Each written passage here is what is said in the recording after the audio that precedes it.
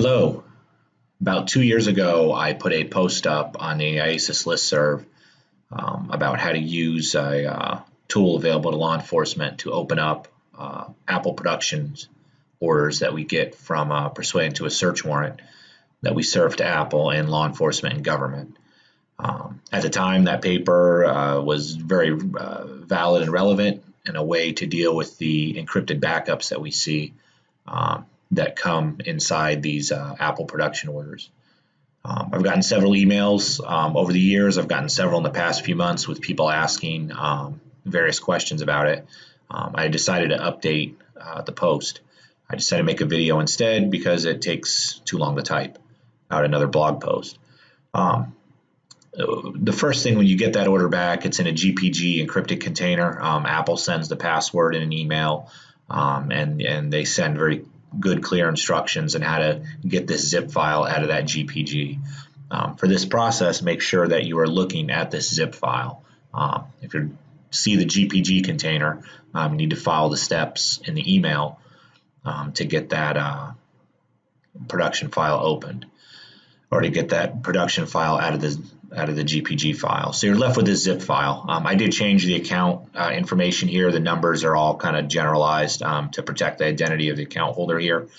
This is a prior closed case. What we're going to look at now is a way to use Cellebrite's physical analyzer that actually has decryption capability built in to pull out, parse, and process that encrypted data that's sent as part of this production order. And as you go here, you'll see this is the zip file here. Now I'm using 7-zip. What you definitely don't want to do is unzip this file to your desktop for two things. One, physical analyzer won't work, and neither does the law enforcement tool that was available before it. They only look inside the zip file. You're not going to want to extract this out. These come from iOS systems, which are based upon now APFS, but older ones in the HFS file system. The path names are too long. It's a case-sensitive file system. Anytime you want to deal with this, you want to leave it inside its zip container. Install 7-zip, and then just go ahead and open that container up, and you'll be able to take a look. Here's the file that's included right there, the production order, and inside of it, you're going to see, for this particular one, there was 3 relevant extractions that were part of it. You can see there's the first, second, and third file that were given to us as part of the search warrant. You can see the file sizes over there, 4 gig and 3 gig, and then a small one about 18,000 bytes. There'll be 2 other files in there. The Apple confidential Excel spreadsheet is going to be all the user account information. I definitely recommend you go in there and take a look. There's definitely a ton of good information in there as far as connection information, all purchases, services, visits to the Apple Store. There's anywhere from 8 to sometimes 12, 15 different tabs in that spreadsheet. Definitely relevant to your investigation. We're going to focus on the second folder here. You can see that's just about 5 gig in size. Go ahead and open that up. Again, there's going to be bearing through the different account information there. And you can see all the folders that make up that backup extraction.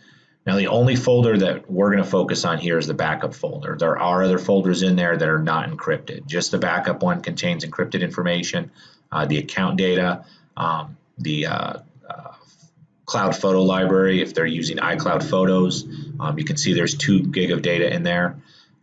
That's all unencrypted. Same thing with contacts, and so on as we go down the list here. You can look inside the cloud photo library here. You can actually drill in and see their photos. You can process them.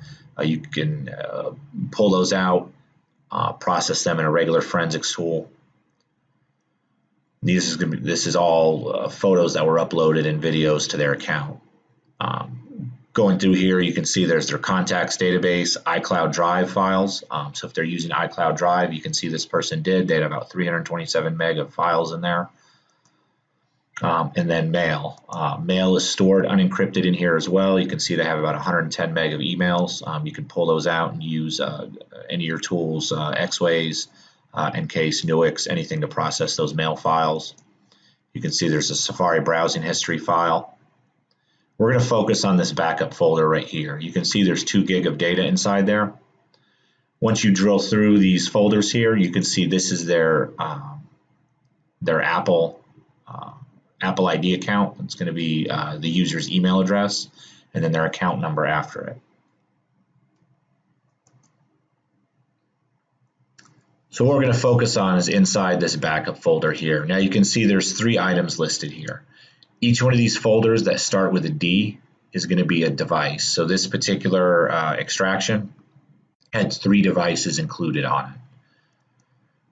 You can see that last file there, keybag.txt, that actually contains the decryption keys that Physical Analyzer is going to apply against the files to decrypt them and display that in a format that's usable to us.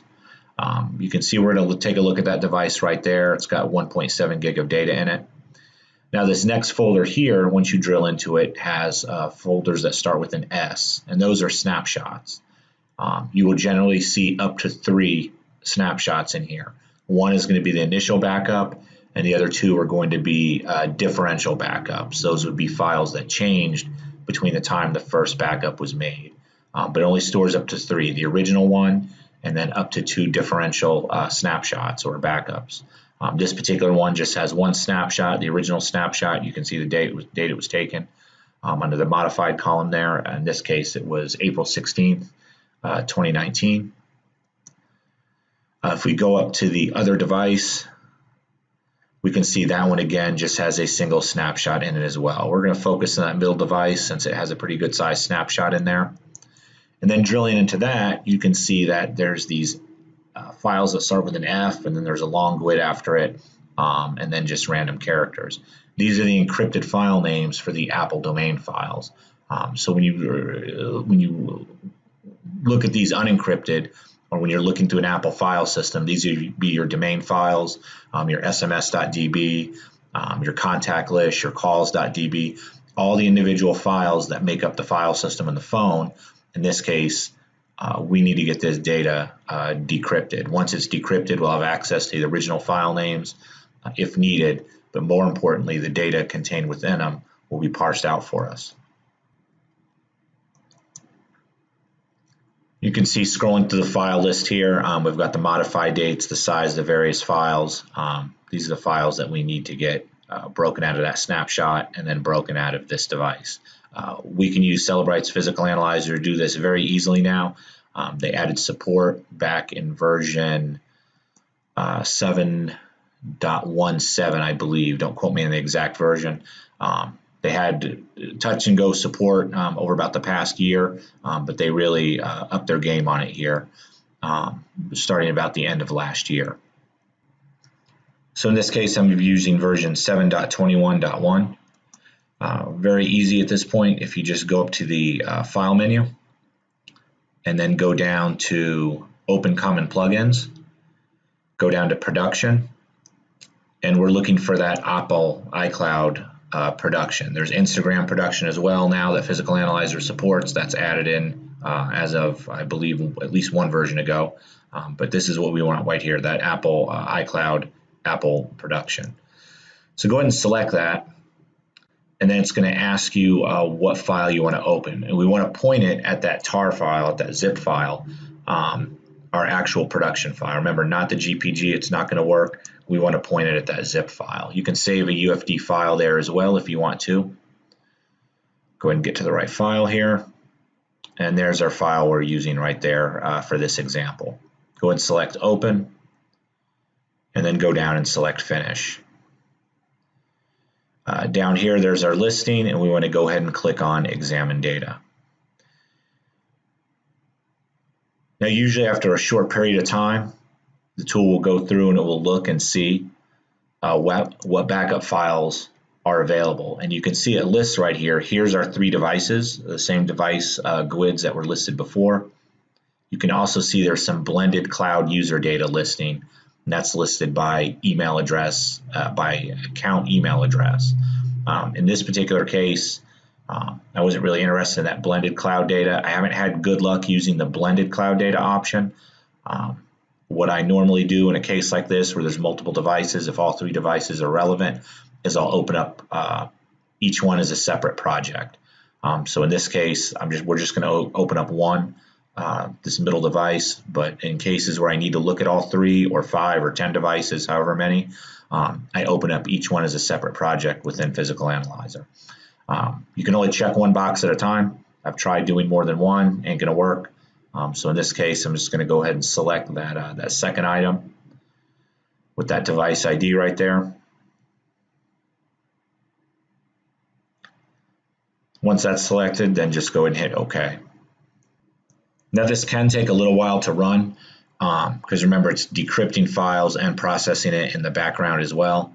I cut out the processing time here for time. This was a fairly small one based upon the size that we saw on a pretty souped up laptop. It only took a little over a minute to process. But again, the larger the backups you have and the more backups you give it to go through, it can take an extended amount of time. I've had it take sometimes up to 2.5 hours. A friend of mine that works for DOJ, I think he's had the largest one I've ever heard of. I believe he had a case that had a 2 terabyte iCloud backup, and I think it took over 2 days to open on his machine. But it processed it, and he was able to get a decent amount, well, actually all the information out he needed for his case. But you can see over here in the project tree, it's processed that data out for us from this. You can see I've now got call logs, I've got SMS data, I've got web history, I've got all the information I need relevant to this particular case and this particular investigation that I can go through and follow my regular workflow and work that case beginning to end.